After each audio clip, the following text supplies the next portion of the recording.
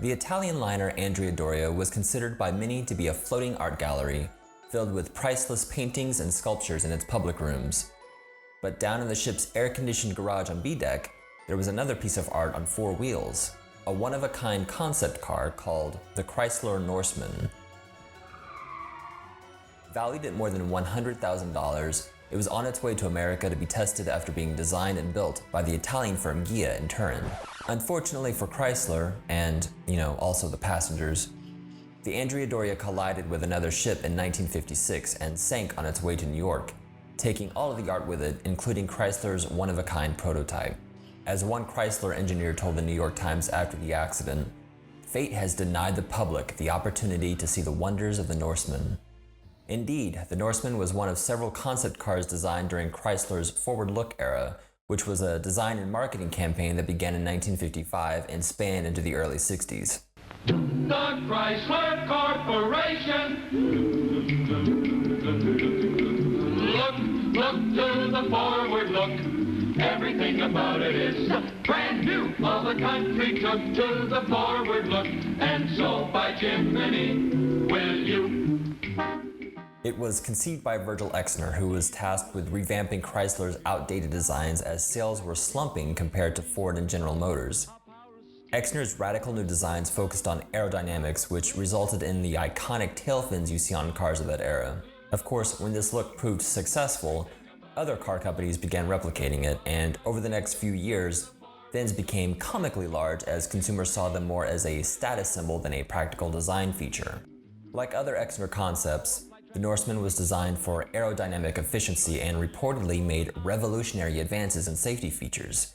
This included a roof designed to support an impact 8 times the weight of the car in the event of a rollover crash. Personally, I'm a bit dubious of these claims, considering there were no A or B pillars and there was a huge plate glass window that exposed backseat passengers, but then again, I guess we'll never know. On July 17, 1956, the Norseman was packed into a wooden crate and put on the Andrea Doria in Genoa. Oddly enough, nobody in Italy thought to take any color photos of the prototype before it was put on the ship, though reporters say it was a 2-tone blue with red leather and black accents.